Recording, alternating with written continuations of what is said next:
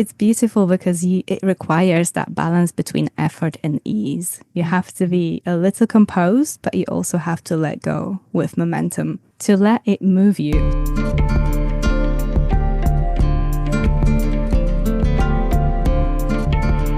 Welcome back to Full-Time Yoga Teacher Podcast. My name is Reika and I am your host. First of all, I want to say Happy New Year's to everybody who's listening to this podcast. We are officially 1 year into the podcast. So that is a big milestone for me. So if you've been listening from the beginning, thank you so much. I appreciate you. If you are new listeners, welcome. I'm so happy that you are here. I'm so happy you found this podcast.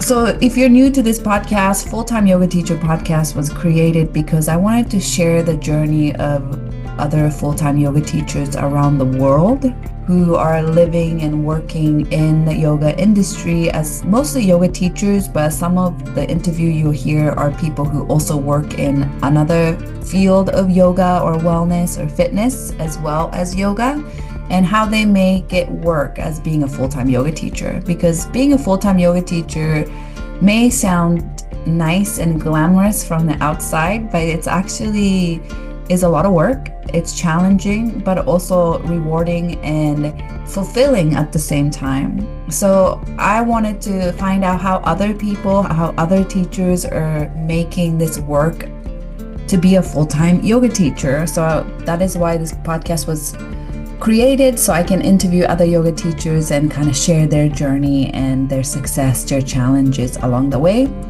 I also interview part-time teachers as well as people who used to be full-time, who is no longer full-time, and people who are in the yoga industry but may not be a yoga teacher. So a very interesting variety of people I get to interview and share their journey, to really highlight that being a full-time yoga teacher or being a yoga teacher, there just aren't one path to success. There are so many different unique paths out there, and I think that's the beauty of it, that you get to create your own unique path, do what you love, and make it into a career. So I hope you're enjoying this podcast as you're listening to it. Please go back and listen to the episodes from the past, because there are so many great interviews I have done in the past. So before we get started on today's episode, I want to do a few announcements. Announcement number one, I am teaching 200-hour Smart Flow Yoga Teacher Training. That teacher training is happening in person in Laguna Niguel, Orange County, Southern California, from February to May. It's every other weekend format, and that is starting soon. So if you're interested, or if you know anybody interested who live around the area, to want to become a yoga teacher or just want to deepen their knowledge and practice of yoga, this training is high quality, top of the top 200-hour teacher trainings out there. So I highly recommend. Second announcement is that I am teaching a yoga and sound workshop, or I guess event, in Long Beach. So if you live in Long Beach, California, this event is local to you, so I hope you can make it. I am teaching yoga and sound class at a local brewery in Long Beach called Altar Society. On the third floor of the building of the Altar Society, there's this just beautiful event space that used to be old Masonic temple. Wood floor, high ceiling, natural light with a beautiful stage, and it's just a dreamy, majestic space. And I'm so excited to be teaching yoga there, as well as collaborating with my friend Carlos, who does the sound bass / live music.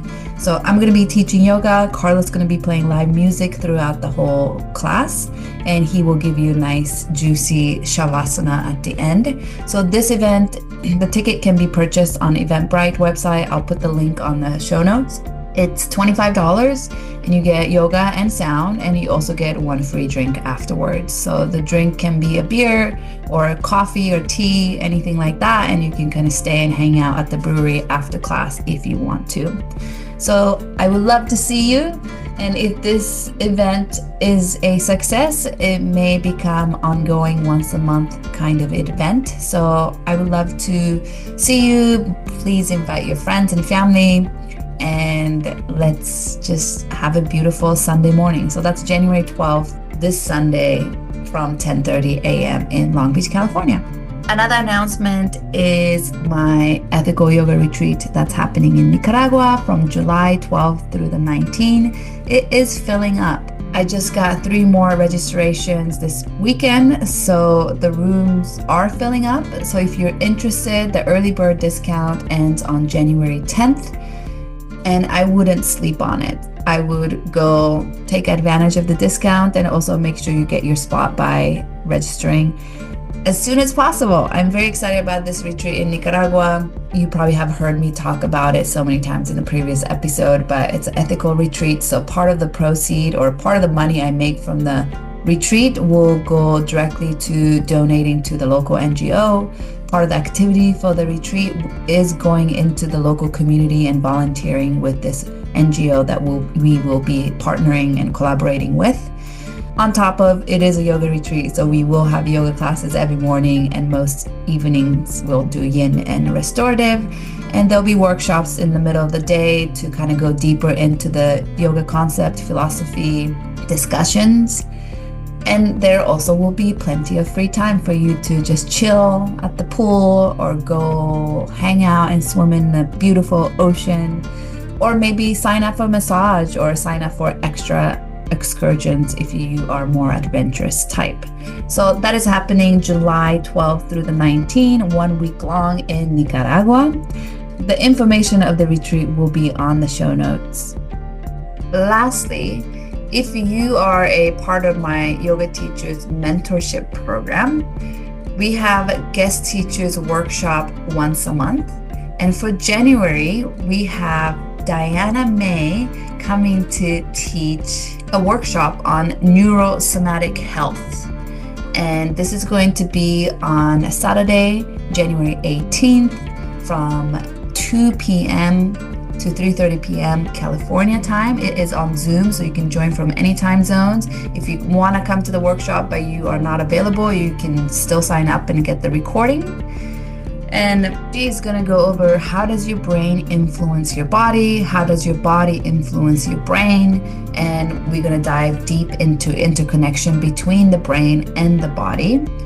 And also we're going to go over the basics of how the nervous system work, and we'll focus a lot on cranial nerves and their importance in our movement. I interviewed Diana for this full-time yoga teacher podcast, if you remember. It was in episode 19 where Diana shared about her environmental activism and different retreats she used to run. It was a backpacking retreat that she donated all of her money that she made from this retreat to different environmental organizations. Diana is an amazing, amazing teacher. She teaches a course on nervous system and yoga that I took 2 times already, and I learned something new every single time. And this most recent training I've taken with her, she just blew my mind with how brain has an effect on your physical body. It just blew my mind. So I am so sure that you are going to learn something from this workshop if you do decide to take it. The part 1 of the workshop is in January. That's the one in January 18th. That is for anyone to be able to attend. Part 2 of the workshop is a little bit more geared towards yoga teachers. And if you want to sign up for both workshops, you get a discount. And you have to make sure you take in the first workshop to be able to take the second one.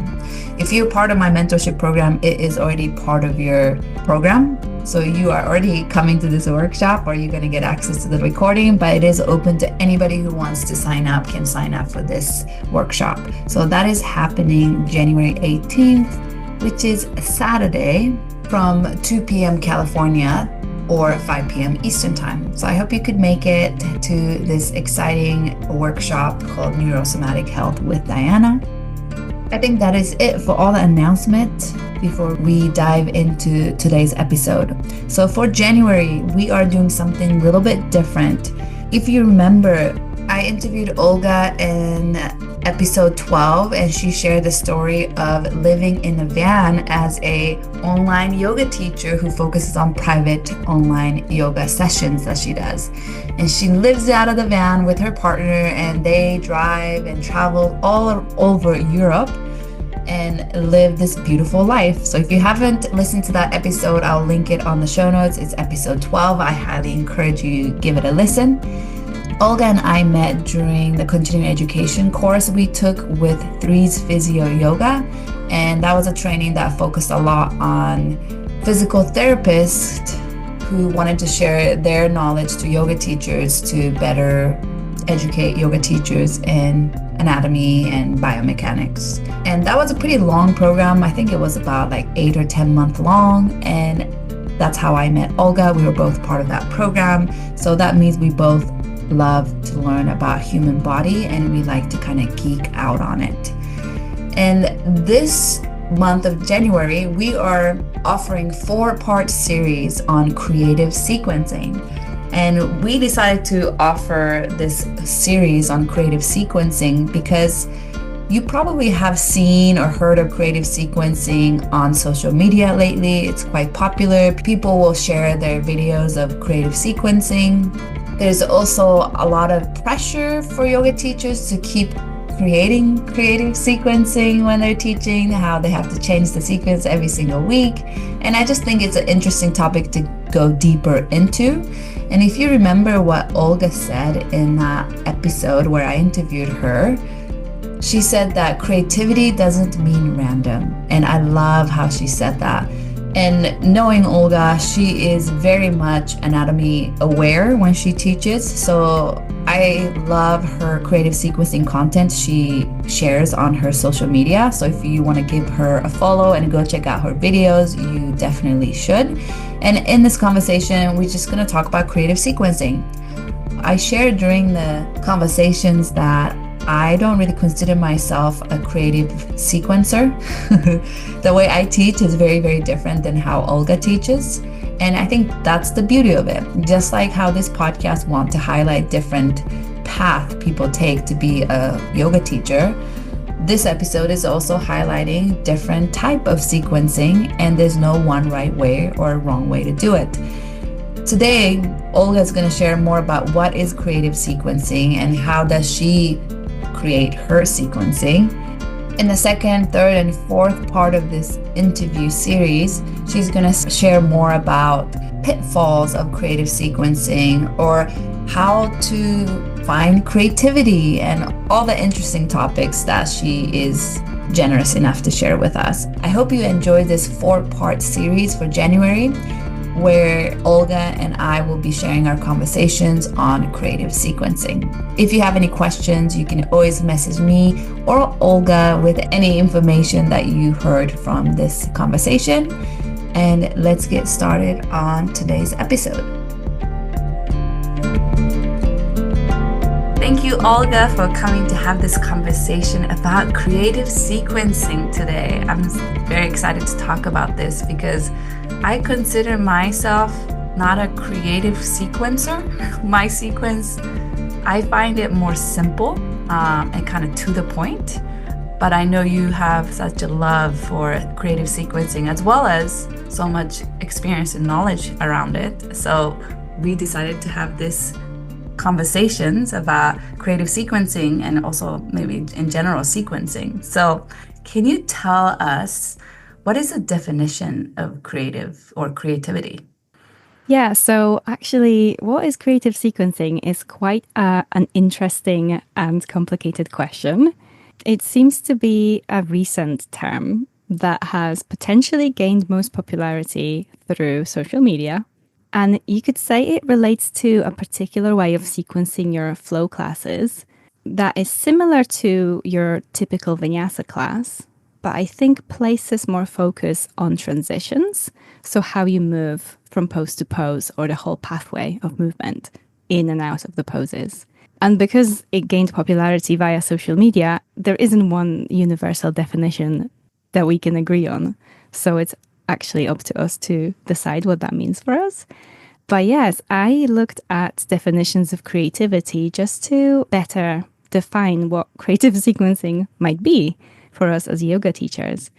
So I found two, and you can let me know how they land with you as well. So one definition that really drew my attention was it's called the componential theory of creativity. And I found it in a Harvard paper, actually Harvard Business School. And it reads, creativity is the production of ideas or outcomes that are both novel and appropriate to some goal. And the second definition I found was creativity, the ability to make or otherwise bring into existence something new, whether a new solution to a problem, a new method or device, or a new artistic object or form.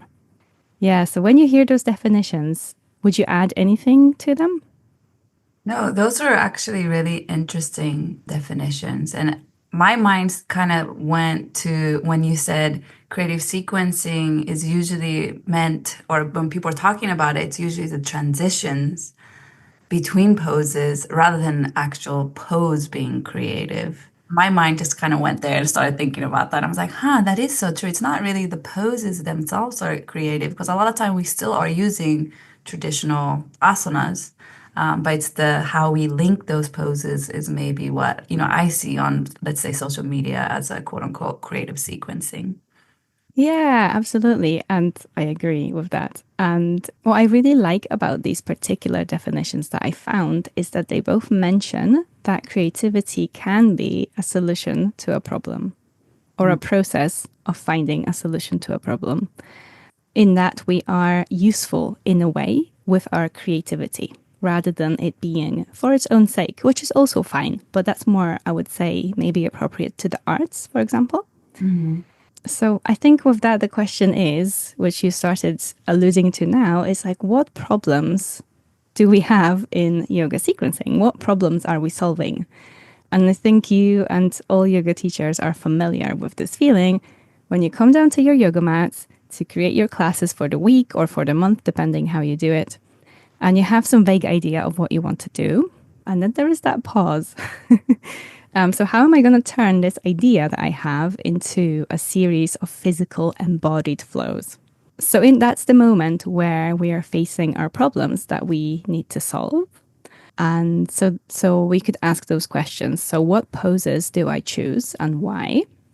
In what order do I sequence these poses? Mhm. And how do I move from pose to pose?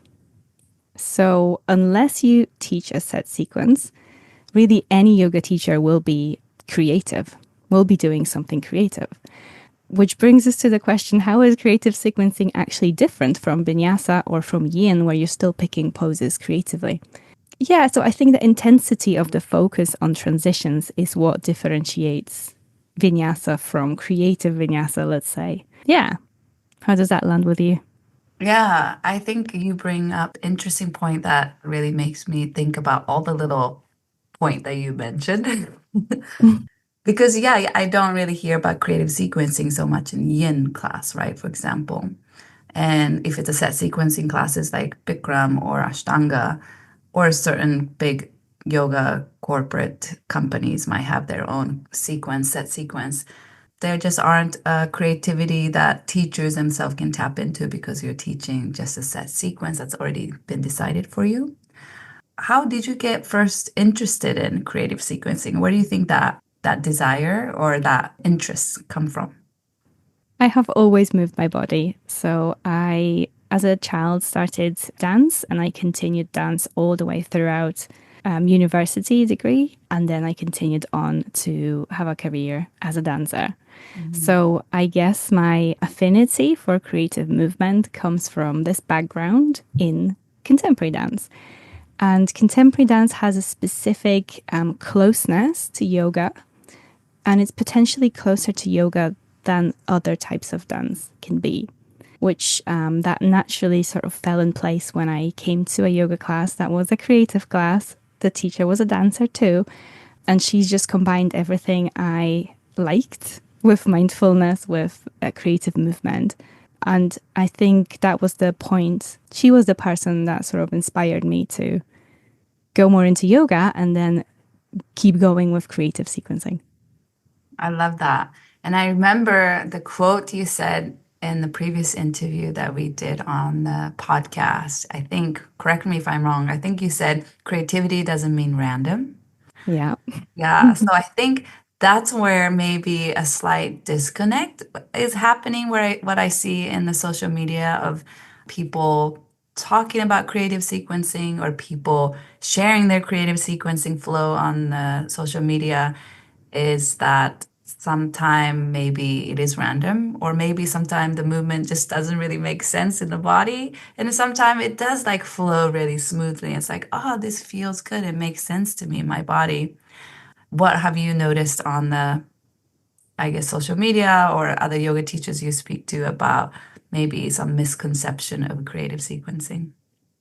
Yeah, so I took some notes about like the pitfalls of creative sequencing. We can talk about those if you want. Yeah, Yeah, so I think to start with, not considering class level that you're teaching is quite a big problem with creative sequencing because really it's a misconception that creativity has to be complicated.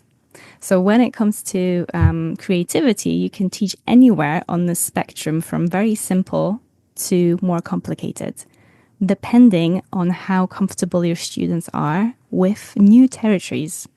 So how experienced they are with movement. So I think it's really important to understand who your audience is because too much novelty and complexity for me feels very cerebral. So like I'm in my head about it. It's confusing and it's potentially overwhelming as well. And I think, like with any class, you need to strike a good balance between skill and challenge. So ideally, you're keeping a little bit more of the things that are familiar and achievable in comparison to what's novel to give people a chance at this balance between effort and ease, which is so key to a yoga practice. So that's one of them. Yeah, thank you for bringing that up. And we can definitely talk more about the pitfalls in the future. And I guess we can start to maybe dive into how do you craft your creative sequences? Yeah, thanks for this question. So I have two sets of ideas around this. There is the nitty gritty of how I actually come down to my mat and create a class. And then there is more subtle qualities that I'm looking for to make this flow feel creative and embodied for me. So I'll tell you first the general approach. You might be very familiar with this in a way. So I usually have a vague idea of what the topic for the class will be, whether that's anatomical or anatomy with some philosophy attached to it, or just some movement patterns with some meaning to it attached to it as well. But I usually then go onto my yoga mat and explore. So I just move around, explore some ideas, and let the peak flow, what I call the peak flow, emerge naturally. And peak flow is just the central flow that I will be teaching in my classes. That's the sort of what everyone's going to be focusing on. So once I have this draft flow, you could say, I write it down in my signature stickman language on a piece of paper. And then I look at the sequence that I've made through an intellectual anatomical lens. So with that information, whatever I find about the sequence, I can then refine the flow. So round it out, for example, if I need to. And then choose that information to make a warm up and some preparatory flows that will come beforehand. And then so I brainstorm ideas on paper for what that could be, and then go on my mat again and figure it out with the body as well. It's kind of like you may be familiar, and people listening may be familiar with peak pose sequencing. It's quite similar to that, but I guess it expands on it a little bit. So you're looking at ranges of motion, particular movement skills, muscle engagement that will appear in that peak pose. But in this context, you're also looking at the transitions. What transitions am I asking people to do? How are we going to move from A to B? And is this going to be understandable? How can I make it more understandable for people and prepare them for this transition? So essentially, we're planting some seeds beforehand. exploring and preparing for the poses and wider movement pathways that will then appear in the main flow. I love Yeah, is hearing that that. familiar? No, very familiar and also very different at the same time. And I love it. I think, I want to highlight for the listeners here that there's so many different ways to sequence. There's no one right way to sequence. So I just love hearing what how you sequence because it is similar and at the same time slightly different.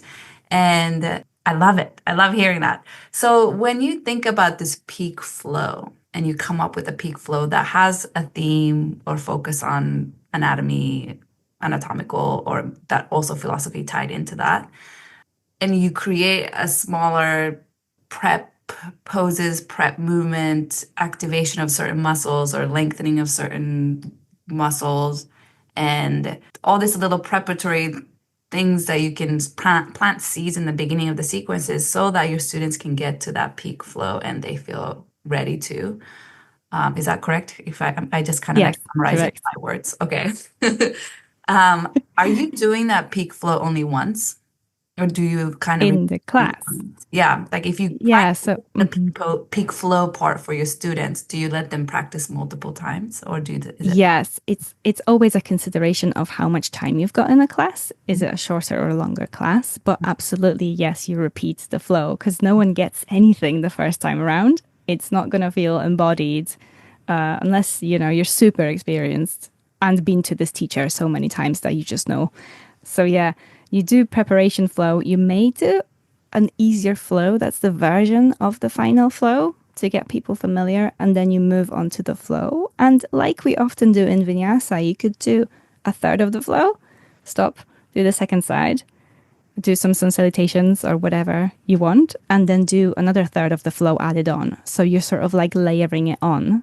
And Mhm. every time you layer it on, people become more familiar with the beginning and then the middle, and then they have the whole thing. So, Mhm. yes, ideally, repetition is super important. Yeah. And I definitely have experienced it and seen it and being taught a sequencing model where maybe this is similar to what you're talking about, maybe not. It's like three flow sequence. And the first time around, it's almost like the skeleton of the sequence, like the foundation, the most basic version.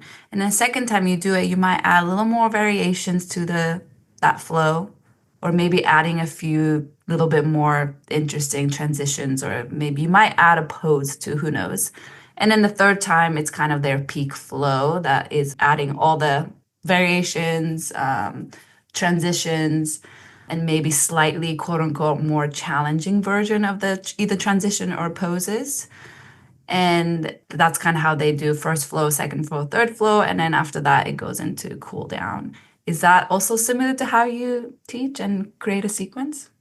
Yeah, so that's exactly what I would do in like a 60-minute or 75-minute creative flow class. I would exactly do what you're saying. Yes. Okay, Yeah. definitely. I know many yoga teachers who teach it that way as well. It is nice that by the time the third time comes around, like you feel like you know what you're doing. You had the practice of doing it first and second round, both right and left side.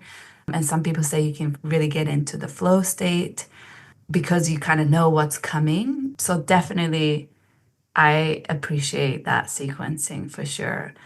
I do think there's a few pitfall to that sequences when it's not done intelligently, when teachers move too fast, for example, Hmm. through those flow. Let's say even the first and second time, maybe they do kind of break it down, but third time it's like now boom, boom, boom, boom, boom, boom, boom. It's going too fast. And like you can kind of see people in the classroom is not following the teacher's pace of cueing because the teacher might be cueing it too fast. Comes back to class level as well, because there might be some people out there who can do it really fast. Maybe they know you very well, maybe they're dancers, whatever. There are audiences for that kind of thing. But if you're not teaching to who's in front of you, then that potentially becomes the issue, right? Mm-hmm. Yeah. Yeah. So yeah, it really comes back to class level because there might be people who are able to do the faster flow if they know you, if they maybe practice dance or other things. But if you're not teaching to who's in front of you, then you may have a problem. Mm-hmm. Go ahead. Yeah, so I was gonna say I've listed a couple of things that I always look for when I'm actually finding that peak flow. If you're interested, I can tell you about those as well. And that relates potentially also to some pitfalls of creative sequencing. So, the first thing I'm really looking for when I'm making my peak flow is efficiency. So, I found a definition of efficiency by Melanie Clark, who is a dance researcher actually.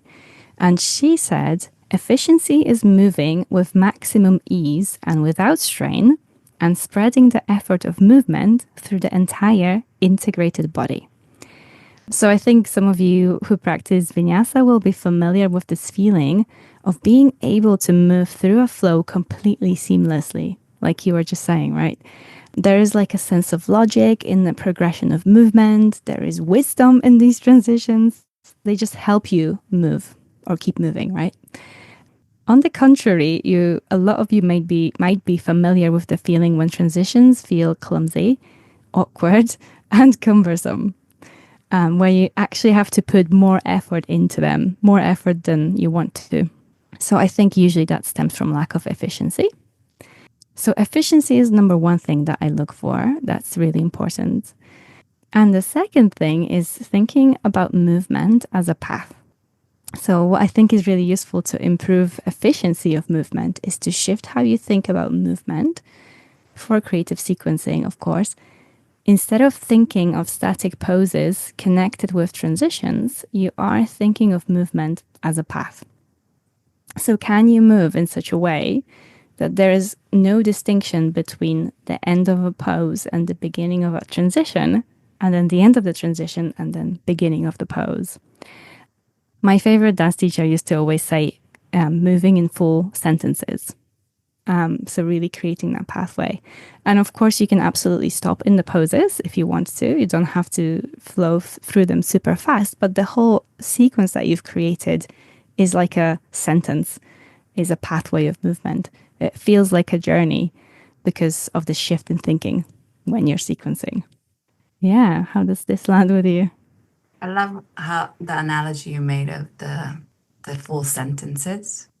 You're saying that doesn't have to mean that you can't stop in a pose and take a few breaths in the pose to feel the pose. But thinking of the transitions, it's still part of the, what did you say? It was a transition from the previous pose to the transition into the new pose. It's still like it's a one sentence. It's not like a Yeah, two, three different sentences. yeah. I think that's such a great analogy. Yeah, and I've got a couple more things if you're interested in what I'm looking for here. Yes. So another interesting thing that helps with efficiency is weight transfer, or looking how you're transferring weight in your flow. For example, when we're walking, we're all familiar with this feeling of transferring the weight forward onto the front leg. So we do that a lot. I think in a yoga context, you could, for example, compare how it feels to do reverse warrior into warrior two with how it feels to do, say, reverse triangle into half moon. So if you're imagining doing this in your head, you might notice that one feels more static and one feels like you're moving through space. And neither is wrong. It's just that the weight is static in one transition and is moving from A to B in the second transition. So that leap of faith that happens when we're going from that reverse triangle into half moon is where the weight shift happens. And skillfully transferring weight is that leap of faith that we're making, and from the grounded pose into the balance, of course. So I really like to look for ways to intelligently shift my weight around so the sequence feels a little bit more like a journey through space, which makes it more dynamic. Yeah, so the easiest way would be to just go on your yoga mat and walk. Walk forward on the mat and then walk backwards and really even close your eyes and sense how your weight is shifting forward and back. And then you'll get a better idea of how that might be then in your flows as well. I love that. Thanks for the example of those two transitions and do your suggestion of try to walk forward and backwards on your yoga mat. Yeah, definitely a lot of inquiries and getting creative or playing on your yoga mat. I feel like can help with coming up with these different creative flow that is a smooth, it's not random transitions that you're talking about. Yeah, and you can also look at momentum, which is one of my favorite things to really look at. So, like in a yoga context, you will always have an opportunity for a counter movement. So, like if you imagine throwing, for example, just a simple act of throwing, you're always moving in the opposite direction before you throw. So, you're pre tensioning the connective tissue, storing some energy in it. And then as you move the other way, there is much more momentum with that movement. So, it is more efficient. And in a yoga context, for example, if you go from reverse warrior, your arms overhead, and then you just really tension there, and then you let your arms windmill to the front of the mat and you're down in lunge, that would be an example of using momentum because you have pre-tensions to then release that energy and let yourself come down to the runner's lunge. Yeah, so I think taking advantage of momentum can help us sequence a little bit more intelligently, where it feels like there's logic to the movement that's happening here. And it's beautiful because it requires that balance between effort and ease. You have to be a little composed, but you also have to let go with momentum to let it move you, so to speak. Yeah. Oh my God, I love Yeah. that analogy of trying to throw a ball. You have to swing back before you throw it in front, and how you connected that with reverse warrior to circling your hands down to low lunge. So that's such a beautiful example that I can definitely vision in my mind, and I can see how that can translate to a yoga transition. So we are going to wrap up now, but what can listeners look forward to in the next conversation that we're having about sequencing? Yes, so we can discuss how creative sequencing fits in a yoga practice more widely and the importance of intention. We can talk about the pitfalls a little bit more and about what can inspire us to be more creative. How does that sound? Sounds great. I can't wait. Thank you for sharing all your knowledge about creative sequencing today, and we'll see you back next week. All right, see you soon. Thank you so much for listening to this week's episode. Today's episode was part of a 4-part series of Olga and I speaking about creative sequencing. There will be more on creative sequencing in the next 3 episodes. So if you have any questions, feel free to message me or Olga on social media. My Instagram is at Reika Yoga, and you can also message me through my website, which is www.reikayoga.com. If you are enjoying this podcast, and if you are a regular listener, or even if you're a new listener, it would mean so much to me if you like, subscribe, rate, and review this podcast from whatever podcast platform you're listening from, so I can continue to share free content each week. That is it for now, and I will speak to you next week.